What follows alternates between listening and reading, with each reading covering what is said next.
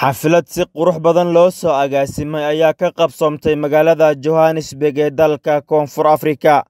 Xafladan ayaa loogu dabaaldegayay 10 sano guuradii ka soo wareegtay calanka Koonfur Galbeed Soomaaliya. Waxaa ka soo qayb galay jaaliyadda qaybaheeda kala duwan, kuwaasoo ka kala yimid gobollada kala duwan ee dalka Koonfur Afrika. qaar ka mid ah mas'uuliyiintii maadaasha ka hadlayna hadalladoodii waxaa ka mid ahaa sida tan: madagana furun iyo widaayaday sida saaxiibkay mas'uuliyaha guud ee jaaliyadda Soomaaliyeed Maxamed Umar Talyaani saydadkii shaqo ku dheegi jiray saasaday uu ka hadlay madagana furun eegaada intaas ku bacda uu ku walbadan inaan sheego ma fadow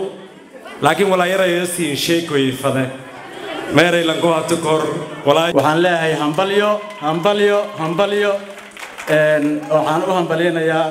gabdhaha quruxda badan ee sharafta leh ee sida ay hoolka u soo buuxiyeen. waad u jeedaan dumarka naga badan maanta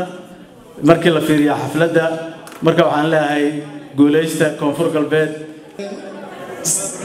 asxaabay sida doctor waxaan u dabaaldegayna waa sanad guuradii Koonfur Galbeed. maamulkan Koonfur Galbeed waa maamul taariikh dheer ee muddo soo jiray in ka soo uusa shaqaynin. maamulka Koonfur Galbeed waxaa la aasaasay ama lagu dhawaaqay 2002 madaxweynihii ugu horeeyay maamulka maadaama si wanaagsan uu soo shaqayn qofkii madaxweyne loo magacaabo wuxuu ahaa Abuukaato Xasan ku-xigeenkiisana wuxuu ahaa madaxweyne ku-xigeen Cabdullaahi Sheekh Ismaaciil nin ka soo jeeda gobolka Shabeellada Hoose ama dir Koonfureed. aan ka soo bilaabno Eastern Cape oo ay tahay xafladii ugu dambeysay oo South Africa waxaan leeyahay guuleysta intii soo qaabilsan way mahadsan yihiin. xafladaha oo kale markii la iskugu imaado waxyaabo badan ka dhashay dad aan marna is arkina is arkay dad xoogo yar waxa laga yaabaa uqdud ka dhaxaysa inay isku afiyaan laga yaabaa kalgacal badan isjecel badan Soomaalinimo wax badan ay muujisaa. marka xafladahan hal badiyo reer Johannesburg waxay waajib ka dhigeen inay xaflad haday ka dhacdo ay imaadaan. aan halkan u taaganahay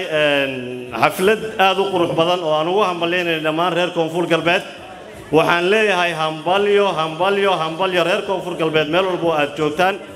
oo ugu horeeyo madaxweynaha Koonfur Galbeed Soomaaliya mudane Cabdicasiis Laftagareen shacabkiisa xafladda koreeyay oo ka dhigay meel Eastern Cape ya roogi khudbo mahaya laakiin may argahay meel reer Koonfur Galbeed turubka siyaasadda hata barateen meel hata wadadii ha korteen meel walaagi macnaha jinka fala oo baad faado waayta adiga qoloma jirka ka jirtay leeyahay waan qabtaa markii inaan kaftano oo ku qasbanaa caawa sidii hore ma ahayn waxa la jiray waa socodnaa reer mudug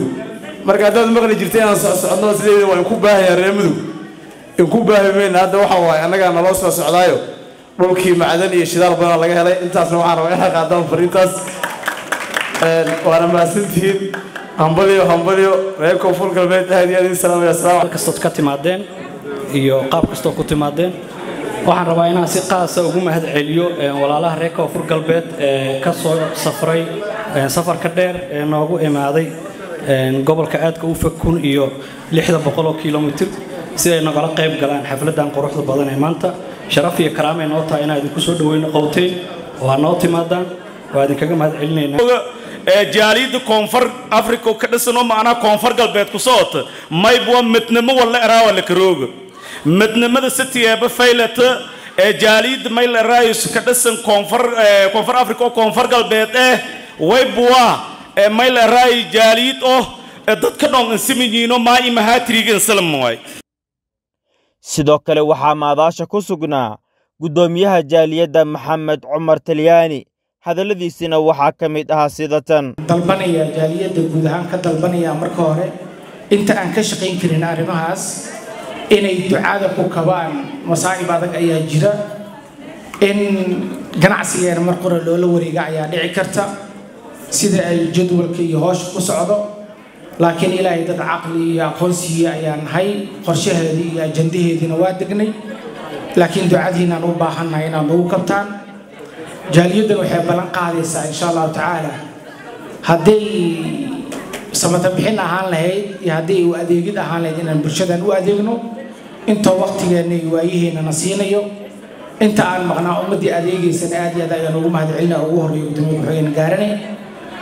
saaxiibkii faarax guuleed oo iga hor muuqdo arrimaha amniga baryahan ka shaqeynaya inta aan maqnaa walaalayaal mar labaad iyo mar saddexaad caaw dhan haddaa waa hadlaa dhaho idinkama bogan karo waa soo laabtay waa joogaa mana tegi doona insha allahu tacaala gudoomiye ku-xigeenkana wuxuu iga codsaday inaan u yeero gudoomiyaha jaaliyadda koonfur galbeed ee Soomaaliya gudoomiye Cabdicasiis inaad ila soo dhaweysaan ayaan jeclaan lahaa Cabdicasiis Shirfow ugu dambeyn waxaa xafladda soo xiray gudoomiyaha jaaliyadda koonfur galbeed Soomaaliya mudane Cabdicasiis Shirfow ambalay qudaray iyo bogaadeen ammaan reer koonfur galbeed intii iyo roogan South Africa adduunka dacladiisa سديد قبل أو استيتك كونفور قلبت أمانتيو ما يبصين لنا همبليو عبد الرشيد حسين كراش راديها يو تي في الشبيلة مقالة جوهانسبرغ دالكا كونفور أفريقيا